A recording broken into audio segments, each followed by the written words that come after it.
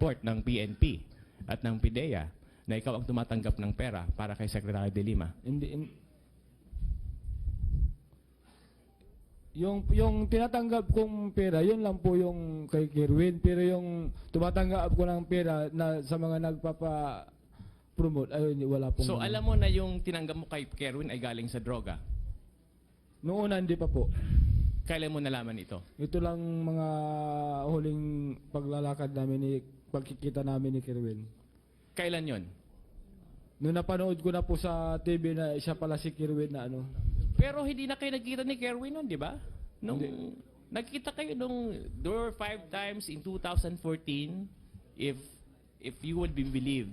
In 2015, if Kerwin Espinosa would be believed. Kaya nga po sir. Hindi na nung kayo kay- nagkita. So paano mo Opo, malalaman yan? Kailan lang po ko nakita na drug lords pala yun sir nung pumutok na nga yung pangalan nila sa lugar nila. Mr. Dayan, wag mo naman akong paikutin. Oo. Anyway, Mr. Ryan, salamat sa iyong kooperasyon. Last question na lang. Sabi mo, medyo nakakaano kasi yung sinabi mo na minahal mo si Secretary De Lima. Di ba? Kasi kung dito sa Pilipino, sa traditional Filipino culture, kung minahal mo isang tao, papangalagaan mo rin ang kanyang kapakanan. Sabi mo kanina, may levels of intensity yung iyong pagmamahal, di ba? Noong 2016, tumulong ka pa sa kanya sa eleksyon. Umalis ka sa kanya noong 2014. Sir. So noong 2016, ano ang intensity ng inyong pagmamahalan? Wala na po sir. Wala na. Opo. So, ibig bang sabihin dahil wala na yon, pwede mo na siyang talikuran ng inyong 7 years. Opo sir. Dinalikuran na rin niya po ako eh. Idatalikuran At, ko na rin. tama. At sabi mo nga, hindi mo siya sinuklian, di ba? Yes, Hindi sir. kanya sinuklian. Yes, sir. Ano bang sukli ang iyong hinihintay?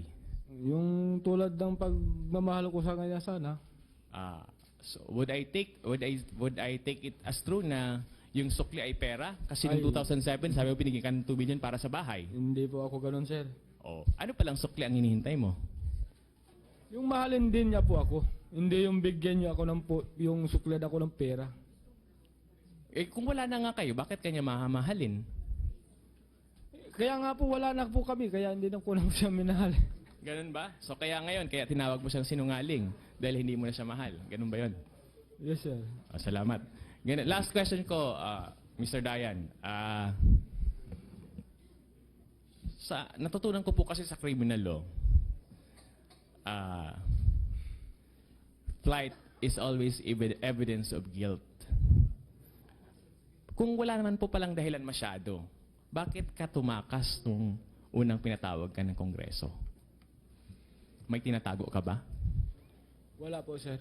Ang follow-up question dyan sabi mo noon, kasi nag-advise daw nag-text si Senator De Lima, wag ka na magbakita dito. Pero sa tingin ko naman sa iyo, may sarili kang kaisipan eh.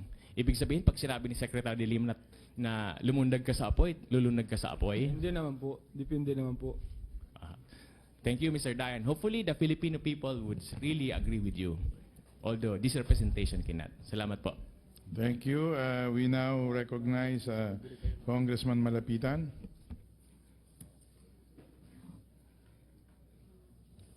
Thank you, Mr. Chair. Bilang panimula, nais ko po sanang malaman kay Ginoong Dayan kung siya ba ay tinakot, binantaan, tinuruan o pinangakauan kapalit ng pagharap niya sa committee ito. Hindi po, Your Honor. Okay. Sige. Sabi mo kanina, hindi mo alam na drug lord si Kerwin. Opo sir. Ang pagkakaalam mo, engineer siya. Tama ba? Opo sir. Eh kung alam mong drug lord siya, susunod ka ba sa utos ng boss mo? Ay, hindi po. Hindi. Eh kaninong idea yung pakikipagkita mo kay Kerwin? Sir? Kaninong idea? Sa boss mo? O Sa boss ko po. napanood mo ba yung testimonya ni Kerwin kahapon sa Senado? Yung umpisa lang, yung iba lang po. Kasi hindi ko pa napatapos yun sir. Oo. Pinapatotohanan mo ba yung mga sinabi niya, yung pagkikita niyo sa Baguio? Nasa affidavit mo naman yun, di ba? Opo sir. Yung sa parking lot ng mall. Opo sir.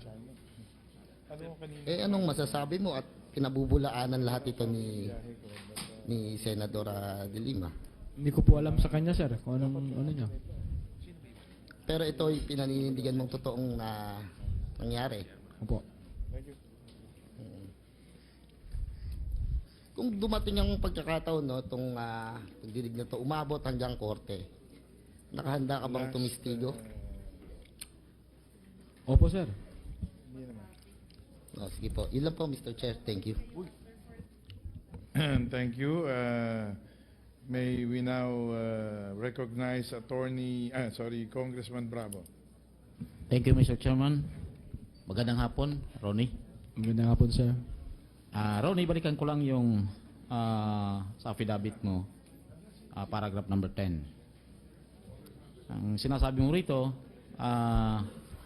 apat lang kayo na close-in security. Tama? Yes, sir. So, isa ka sa apat na yun. Una si Junel, si Jobert Ernie, at saka si Badong. Opo, sir. At ikaw yung pang-apat. Opo.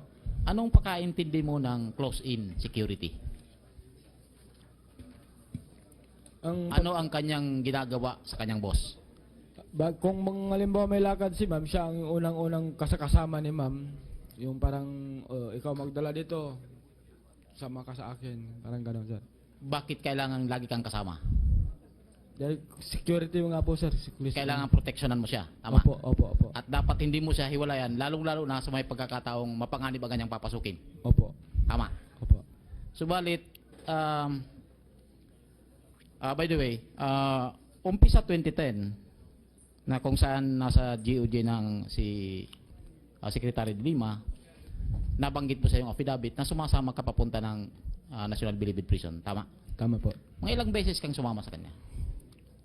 Siguro, sir, sa totoo lang po, bawat lakad niya ay sumasama ako pero hindi po ako, bibihira po akong pumapasok doon sa loob. Pag nayatid na namin siya sa Office of the Director, buhababa na po ako sa lumalabas na. Yung ibang close-in na po ang sumasama sa kanya. So, ibig sabihin, ang iba ng close age security ang sumasama sa kanya. Opo, kung sakaling may pupuntahan sila doon sa loob ng Bilibid. At alam mong delikado yung kanyang pinapasok na yun. Yes, Kaya sir. kailangan laging nakatabi sa kanya ang mga close in aid. Opo, sir. At ikaw ay humihiwalay sa kanya sa pagkakataong yun. Opo, sir. Nako, mukha yatang hindi tayo magkakaigi dito. Anyway, nang pupunta kayo sa NBP o National Bilibid Prison, sinasabi mo dito na wala kang nakilala ng mga inmates. Totoo ba yan? Totoo po yun, sir. So, hindi mo kilala si JB Sebastian, Hindi po. si Peter Ko, Hindi po. si Noel Martinez, Hindi po. Jaime Pacho, Wala po akong kilala sa kanila, sir. Froilan Tristeza, Hindi rin po. Jojo Baligad. Hindi rin po. So, wala kahit isa dito sa pinangalanan ko. Opo. Kasi ayon sa kanilang affidavit, Ronnie, ay ikaw ang nangungulikta ng pera para kay Secretary de Lima, silang nagbibigay sa iyo. Yan nga po yung gusto kong atinan dito noon, sir, eh. Para magkita-kita kami, magkaharap-harap, eh.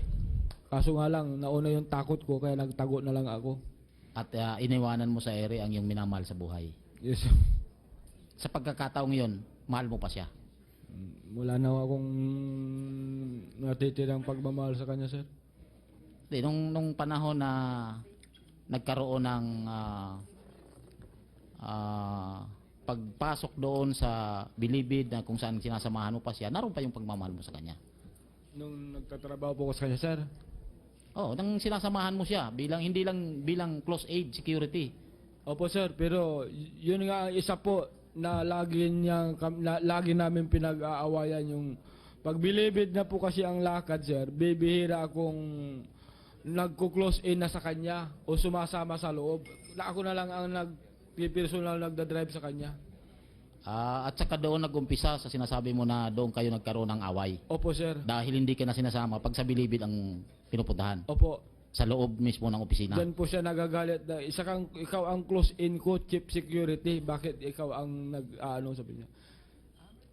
Sinong chief security? Ako po. Anong ibig mong sabihin na sino Para nagsabi ako sa'yo? ang pinakamataas na security ni ma'am sa mga bodyguard niya, sa mga security niya. So ikaw ang pinakamataas, pero ikaw ang hindi sumasama sa loob. Opo. pinapaubaya ko na lang po dun sa tatlong close-in. Sinong tatlong close-in? Yung sila Jobert Ernie, si Junel, saka si Badong. Sino yung badong na yun? Anong kumpletong pangalan niya? Nakalimutan ko yung Badong kasi sir, sinurtcut lang namin sa Salvador. Apelyido niya yung Salvador.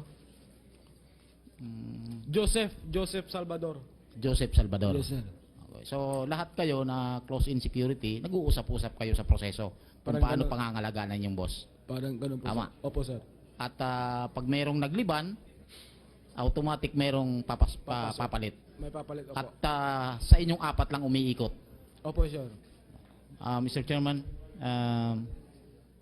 pwede pa bang ituloy? Dahil nga ako na maiksi lang.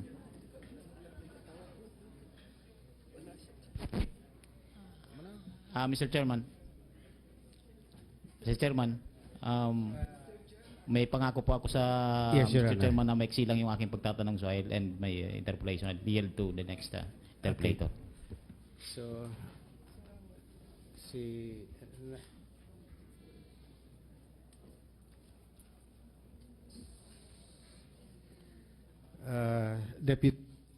Deputy Speaker Hernandez. Thank you, Mr. Chairman. Magandang hapon po sa lahat. May tanong ako kay Mr. Dayan. So, Mr. Dayan, 7 taon kayong magkasama ni Secretary De Lima Opo. na inamin mo at inamin niya na kayo ay may relasyon. Yes sir. Can you explain to this committee yung extent ng relasyon ninyo? Para ba kayong mag-asawa? Boyfriend, girlfriend? O mag-asawa na you talk about your future, your direction? Na in the end, napag-usapan nyo ba na parang magsasama kayo sa huli? Nung nasa 2007 pa lang po sir, ka-umpisa lang, parang boyfriend, girlfriend pa lang po yun sir. Nagsama lang kami nung 2010 doon sa Parañaque. So nung nagsama na kayo sa Parañaque, para na kayo mag-asawa. Parang gano'n na po sir. So ibig sabihin, katulad ng mag-asawa, pinag-uusapan nyo lahat ng mga bagay-bagay na dapat desisyonan. Opo. So pagdating sa decision making, kayo ba ay nagkukonsulta sa isa't isa? Hindi ko siya makaano sir kasi minsan talaga siya lang po ang nasusunod dahil po sa siguro wala siyang tiwala sa akin dahil sa kalagayan ko.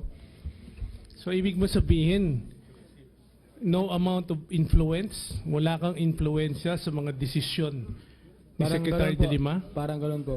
So, ang tingin mo sa sarili mo ay para ka lang tau-tauhan sa kanya? Parang gano'n po sir. So hindi ka Kasi, nakakakumbinsi kumbaga, sa sir, kanya? Sir, Hindi ka nakakakumbinsi sa mga desisyon niya? hindi po ako nakikialam sa mga desisyon niya sir. So, katulad ng mga na-mention kanina that sa dami ng perang i-deliver mo at nakatira kayo sa isang bahay, sa isang kwarto, ni hindi mo malang tinanong kung ano ang gagawin niyo dyan, ano ba ang sino ba ang nagbigay talaga niyan, ano ba ang koneksyon ng tao na nagbigay ng pera. Hindi ko naman na tinatanong yan sir. Kasi ang sasagot doon sa supporters yun. Hindi Yung pa mga naman siya finance- tumatakbo, di ba? Paano Opo, naging supporter? Sasabihin niyo mga financer natin yun. Kasama ka ba niya sa pagplano nitong tatakbo siya bilang senador? Hindi po sir. Hindi ka kasama. Hindi na po ako kinonsulta sir. Pag mga ganyan matataas na bagay na sir, wala na, para out na ako dyan sir. Kasi hindi naman, pag sabihin ko halimbawa na huwag ka nang tumakbo, hindi naman hindi naman makikinig. Kasi So- may mas maganda pa yung mas may pinanini ano pa siya na ano yung mga kapatid niya, mami niya saka yung dating asawa niya. So, ibig mong sabihin, yung sabi mo, wagas yung pag-ibig mo, di ba? Sa kanya. Opo. Ganon din ba siya sa'yo? Napipil ko rin po sir na parang gano'n din. Pero parang tau-tauhan ka lang pagdating Yun- sa desisyon. Opo sir. Kasi, I'd like to point out, no, na it's medyo mahirap paniwalaan yung sinasabi mo na